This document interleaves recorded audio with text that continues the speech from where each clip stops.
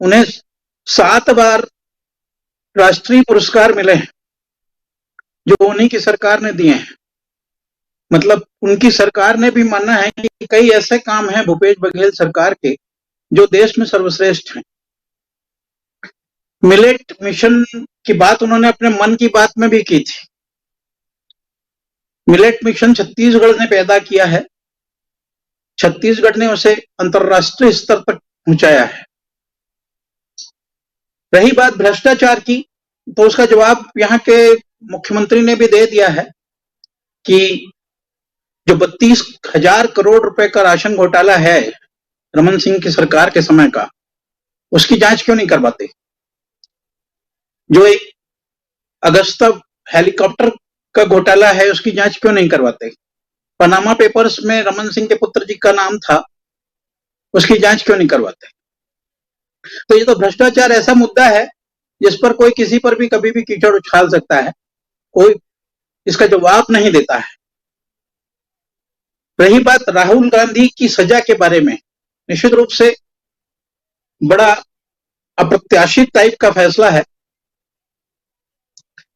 लेकिन एक बात इससे बहुत अच्छी होती है कि जो मीडिया राहुल गांधी से बहुत परहेज करता था, उसे मजबूरन उन्हें लाइमलाइट में दिखाना पड़ रहा है।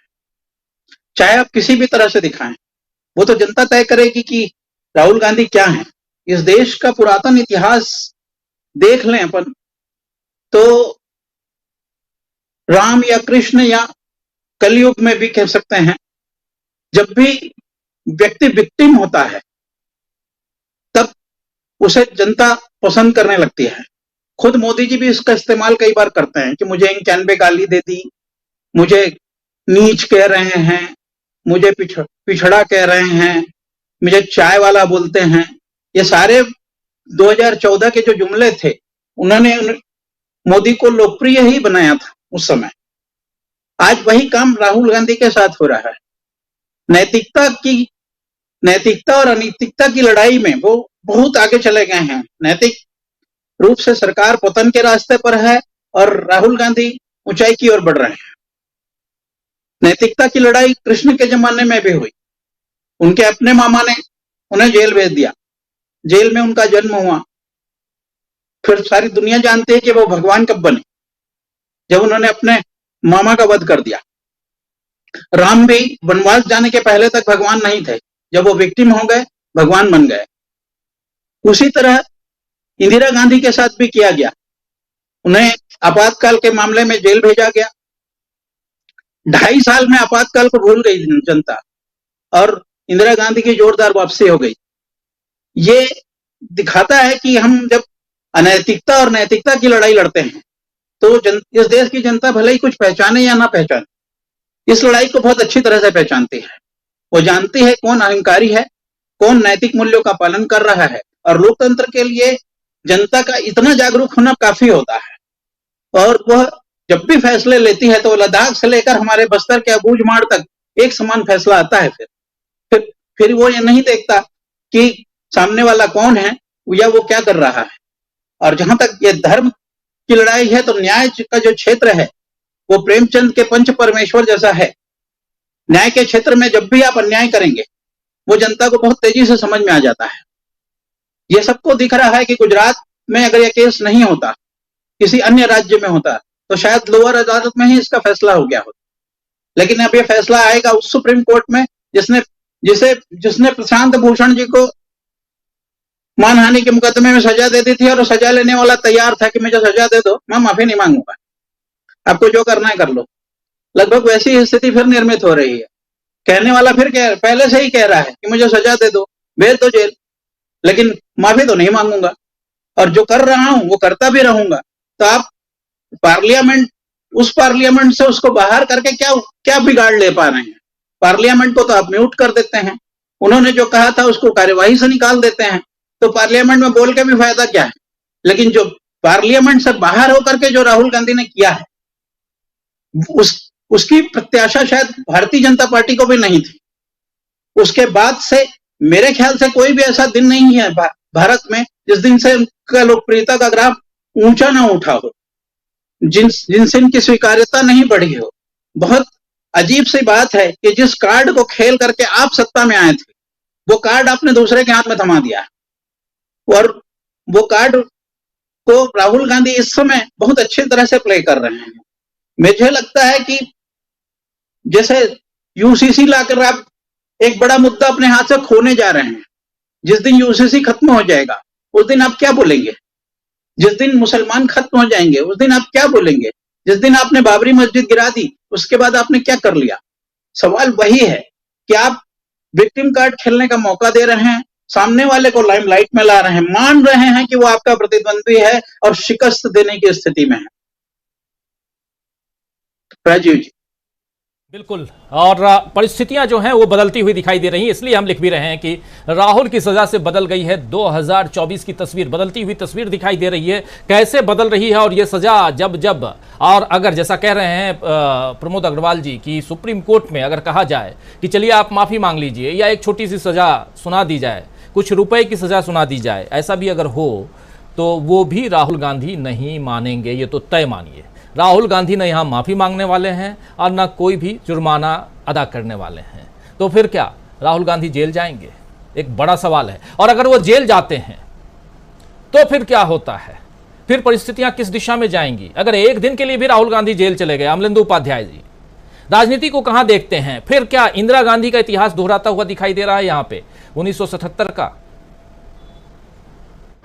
राजीव जी, वो 70 का इतिहास दोहराया जाए या ना दोहराया जाए वो तो अलग की बात है, लेकिन मुझे डर दूसरा लग रहा है कि जो पिछले चुनाव से पहले भक्तगण चौकीदार बने थे वो कहीं चोर ना बन जाए, निकले ना लग जाए अपने ट्विटर बायो में मैं भी चोर मैं भी चोर।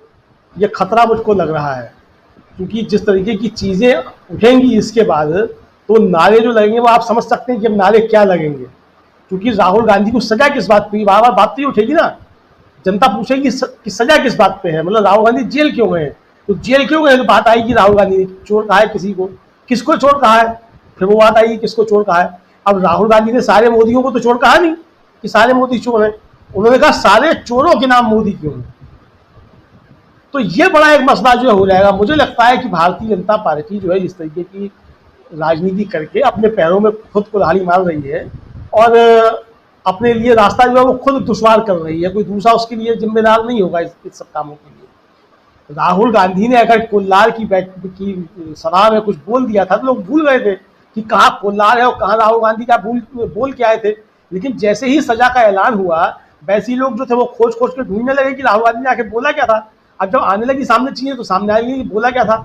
अब जो है या तो फिर कहा जाए कि नहीं भाई ठीक है आप जो है इनको चोर नहीं कह सकते, राहुल गांधी जो है इनको चोर नहीं कह सकते, नीरव मोदी को और मेहुल चोकसी को और कौन कौन जो है वो ललित मोदी, इन सबको चोर नहीं कह सकते, ये कोई भी जो देश का पैसा लेकर के यहाँ से बाहर नहीं गया है, या तो फिर ये कहा जाए। और अगर सजा होती है राजीव इस बात पे मोहर लग जाएगी कि इसका मतलब फिर इन लोगों को अब चोर नहीं कहा जा सकता, ये भारत के बहुत ही सम्मानित नागरिक हैं, फिर इसकी बात जो है इसमें मोहर लग जाएगी। हाईकोर्ट का आदेश जो राजीव जी वो जिस तरीके से पढ़ा है जज साहब ने आदेश जो है वो साफ जाहिर करता है कि जज साहब जो है वो न्याय से ज्यादा राजनीति कर रहे हैं। हालांकि टिप्पणी करनी नहीं चाहिए, लेकिन चूंकि जज साहब ही कर रहे हैं राजनीति तो हमको जो उसका विश्लेषण करने में कोई दिक्कत नहीं होनी चाहिए। अगर ये भी एक डिफेमेशन का केस बनता हो तो लगा जज साहब इस पर एक डिफेमेशन का केस बनना, वीर सावरकर शब्द इस्तेमाल करने की आवश्यकता जज साहब को क्यों पड़ गई थी। सावरकर एक विवाद का विषय हो सकती है, वो वीर भी हो सकते हैं, महावीर भी हो सकते हैं, कुछ भी हो सकते हैं, पर उनका नाम तो वीर सावरकर नहीं है, उनका नाम तो जो है विनायक दामोदर सावरकर है। तो अगर जज साहब विनायक दामोदर सावरकर कहते तो समझ में आता था, लेकिन अगर वीर सावरकर लिख रहे हैं, क्योंकि मैंने पढ़ा नहीं, जो मीडिया में आया वही देख के बता रहा हूँ, जो वीर सावरकर उसमें लिखा है अपने फैसले में, तो अगर वीर सावरकर इस्तेमाल कर रहे हैं तो इसका मतलब आप वीर मान रहे हैं, मतलब ये आदेश पारित हो गया हाईकोर्ट से कि सावरकर वीर थे, इसको इसी तरीके से समझा जाए फिर, क्योंकि तो आदेश में लिख रहे हैं ना वीर सावरकर, तो ये मान लिया जाए फिर। तो यानी जज साहब जो है वो राहुल गांधी की सजा बरकरार रखते हुए एक और साथ में आदेश पारित कर रहे हैं कि अब सावरकर को वीर मान ही लिया जाना चाहिए। इसकी व्याख्या इस तरीके से भी हो सकती है, बाकी वकील लोग जो उसकी न्यायिक व्याख्या करेंगे, हम तो जो पत्रकार होने के नाते जो है इसकी एक आम आदमी के नाते जो उसकी समीक्षा कर रहे हैं कि इसको किस तरीके से समझा जाए। तो कुल मिला के राजीव जी जो है वो जो सवाल उठते रहे हैं और जिस तरीके से कांग्रेस की प्रतिक्रिया भी आई कि गुजरात में जो न्याय की प्रक्रिया है और उसी तरीके की उनको आशा थी। हो सकता है उसकी आशा रही हो नहीं रही हो, लेकिन मुझे लगता है कि न्याय की आसंदी पर बैठने के बाद कोई भी व्यक्ति जो है वो बहुत सी चीज़ों से ऊपर उठ जाता है, राग द्वेष और वैचारिक विचारधारा उससे ऊपर उठ जाता है और उसके सामने जो सिर्फ कानून होता है। जैसा कि प्रशांत जी ने कहा कि इसमें नज़ीरें दी जाती हैं कि पिछले एक मुकदमे में ये इस तरीके का आदेश हुआ था, सुप्रीम कोर्ट की फला नज़ीर है, सुप्रीम कोर्ट की फला नज़ीर है। तो उस आदेश में पता नहीं अभी तक कोई नज़ीर पेश की गई है कि नहीं पेश की गई है कि ये नज़ीर है वो नज़ीर है, लेकिन ये बताया गया कि चूंकि उनके ऊपर 10 मुकदमे कायम हैं। अच्छा, पूरे में मुकदमा चल रहा है, ठीक है, तो आपने कह दिया।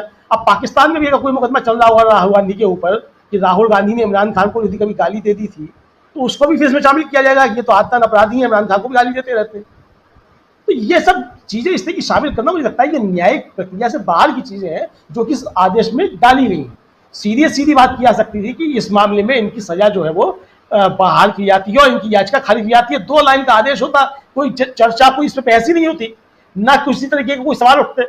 जज साहब ने अपने जरिए जो है वो स्वयं जो है लोगों को ये मौका उपलब्ध करा दिया कि आप इस फैसले की जो है वो अपने तरीके से समीक्षा कीजिए, अपने तरीके से इसके निहितार्थ निकालिए। मुझको ऐसा लगता है राजीव जी, लेकिन कुल मिलाकर के अब बाकी चीजों की, लेकिन अब जो राजनीति इस पर चलेगी राजीव जी, निश्चित तौर पर मुझे लगता है कि अब जो है भारतीय जनता पार्टी परेशानी में बढ़ेगी। और देखिए जिस तरीके से वो अपने चल रहे हैं, भारतीय जनता पार्टी रास्ते पे जा रही है, वो खुद मौका उपलब्ध करा रही है कि विपक्ष आगे बढ़कर के भारतीय जनता पार्टी के ऊपर हमले करे और भारतीय जनता पार्टी की जो कमजोरियां हैं, जो उनकी चीजें वो जनता के सामने लेकर के आए और खुलकर के लेकर के आए।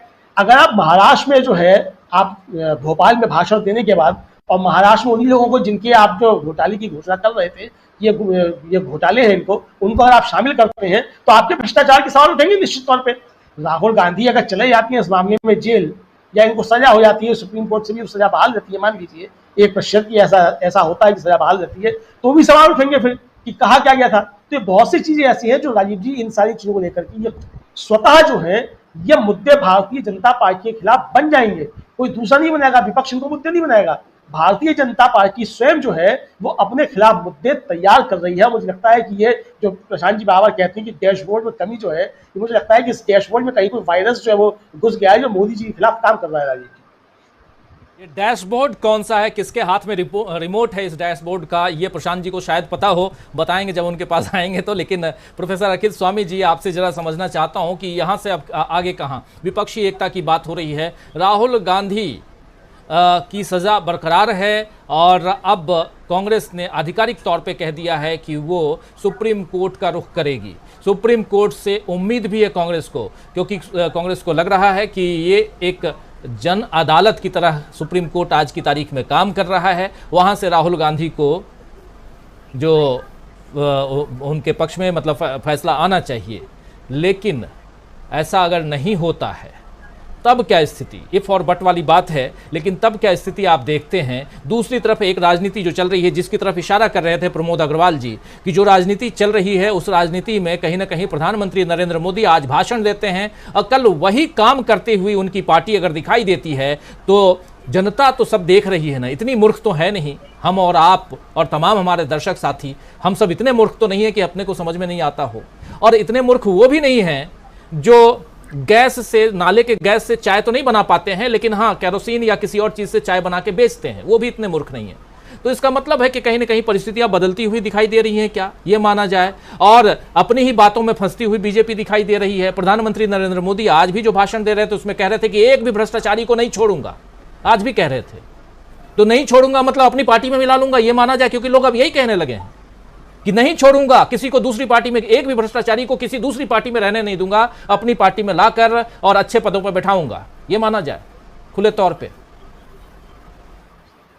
देखिए राजीव जी, वास्तविकता में जो बाबा साहब भीमराव अंबेडकर ने देश का संविधान बनाया और जो लोकतांत्रिक यहाँ की परंपराएं बनाई, उसमें उन्होंने जो प्रेशर पॉइंट्स ऐसे बनाए जिसमें से जो बनी हुई भाप है वो बाहर निकले और देश की संरचना न टूटे।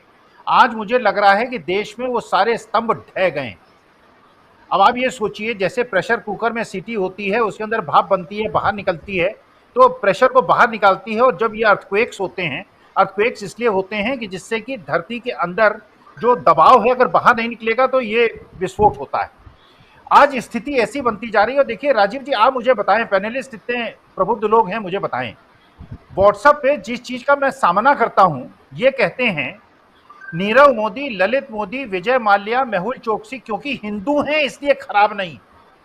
अब मैं कैसे एक शिक्षक के रूप में राजीव जी कैसे स्वीकार कर लूं कि ब्रिगेडियर उस्मान गलत आदमी थे, अब्दुल हमीद गलत आदमी थे, अशफाक उल्लाह गलत आदमी थे, सरदार भगत सिंह गलत आदमी थे क्योंकि ये हिंदू नहीं थे, ये मुसलमान और सिख थे। मैं कैसे इन भगोड़ों को जिन्होंने देश की संपदा को लूटा है, लेकिन अगर ये हिंदू थे, मैं इनका समर्थन कैसे कर दूं? तो जो ये एक व्यू रचना कर रहे हैं, देखिए राजीव जी, वास्तविकता में मैं समझता हूं भारत माता को प्यार करने वाले एक भारत के पूत की तरह समझता हूं, ये डू एंड डाई की स्थिति है देश के लिए। और जो महात्मा गांधी ने नारा दिया था, आज वो स्थिति है। अगर 2024 में देश की जनता ने विवेकपूर्ण निर्णय नहीं दिया, अगर दिया तो देश की अस्मिता बचेगी, देश की एकता और अखंडता बचेगी। लेकिन अगर ये टुकड़े टुकड़े गैंग के हाथ में देश चला गया, अभी तो प्रवेश शुक्ला ने एक आदिवासी के सिर पे पेशाब किया है। हम और आप जैसे लोग जो देश को प्यार करते हैं, जो देश की एकता और अखंडता की बात करते हैं, ये हमारे मुंह पे भी पेशाब करेंगे और हमसे कहेंगे कि अगर या तो पैर धुलवा लो वरना तुम्हारा पैर तोड़ देंगे। देश के लोकतंत्र को बचाने के लिए, देश की अस्मिता को बचाने के लिए, देश के लोकतंत्र को बचाने के लिए, बाबा साहब भीमराव अंबेडकर की जो भावना थी उसको बचाने के लिए, पंडित जवाहरलाल नेहरू, सरदार पटेल के देश को बनाने के लिए, चंद्रशेखर आजाद बचाने के लिए हमको एकजुट होने की आवश्यकता है। और हमें ये जो सांप्रदायिक शक्तियां हैं, ये देश को जो टुकड़े टुकड़े गैंग देश को तोड़ रहा है और कमजोर कर रहा है, इसको हराने के लिए हम राजनीतिक लोग नहीं हैं, हमें राजनीतिक पार्टी से नहीं मतलब है, लेकिन हम ये जरूर जानते हैं कौन दुर्योधन है, कौन दुशासन है और कौन भगवान कृष्ण है। हमें भगवान कृष्ण के हाथ को मजबूत करना होगा और दुर्योधन, दुशासन जो नारियों के सम्मान के खिलाफ अपराध करते हैं और जो उनको कोई सजा नहीं होती, उनको हीनियस क्राइम नहीं माना जाता, लेकिन एक प्रकार की राजनीतिक चुनावी रैली में किए हुए भाषण पे किसी आदमी को इतना बड़ा दंड दिया जाता है। अब ये हमारा और आपका कर्तव्य है कि हम राष्ट्रहित में जो देश के उचित है वो करें और धर्म को जिताएं और अधर्म को हराएं। बिल्कुल बिल्कुल, हम राजनीति नहीं करते, लेकिन राजनीति में जो कुछ भी हो रहा है उस पर नजरें तो जरूर टिकी हुई हैं और वही यहाँ हम उसी का विश्लेषण कर रहे हैं, वही समझने जानने की कोशिश कर रहे हैं कि आखिर क्या कुछ होने जा रहा है आगे। अभी तक इंतजार ये था कि राहुल गांधी को गुजरात हाई कोर्ट से क्या फैसला मिलता है, उनके पक्ष में आता है फैसला या उनके खिलाफ जाता है। ये फैसला जो है उनके खिलाफ गया, लेकिन अब यहां से आगे क्या? राहुल गांधी निचली अदालत में कह चुके हैं कि मैं माफी नहीं मांगूंगा और निचली अदालत ने राहुल गांधी को सजा दे दी। 2 साल की मैक्सिमम सजा जो होती है इस केस में, डिफामेशन के केस में या कहें तो मानहानि के केस में, वो सजा मिल गई, मैक्सिमम सजा। और राहुल गांधी ये भी कह रहे हैं कि शायद मैं ही, और आप याद कीजिए कि ये बात वो लंदन में भी जाके कह चुके हैं, कैम्ब्रिज में भी कह चुके हैं, अमेरिका में भी कह चुके हैं कि शायद मैं अकेला हूं जिसको मैक्सिमम सजा, वो भी पहली बार में। ऐसा भी होता कि कोई इंसान इसी तरह के अपराध का आदी होता, ऐसे अपराध करता रहता तो एक बात होती। लेकिन आज जो फैसला आया है, उस फैसला में जिसकी तरफ इशारा कर रहे थे अमलेंदु उपाध्याय जी, बहुत महत्वपूर्ण बात कह रहे थे कि जज साहब ने ये लिखा है कि, और प्रशांत टंडन जी भी कह रहे थे कि आपने जो नज़ीर पेश की है वो आने वाले समय में हो सकता है कि आपके ऊपर किसी ने 4 तरह, अगर फैसला आना है तो 4-10 तरह के और रिपोर्ट्स दाखिल करवा दे, ताकि जज साहब जब फैसला सुनाएं तो उसका जिक्र भी कर दें और वो जो 4-10 तरह के जो रिपोर्ट्स हैं, FIR या जो भी हो, उसको भी एक बल मिले कि चलिए एक जज ने तो कह दिया। बिछ गई सियासी विसार, खेला जा रहा है सियासी खेल, जारी है वार पलटवार। शह और मात के खेल में बनाई जा रही है रणनीति, कौन पड़ेगा किस पर भारी, ये कभी भी सिर्फ हस्तक्षेप.com पर अमलेंदु उपाध्याय के साथ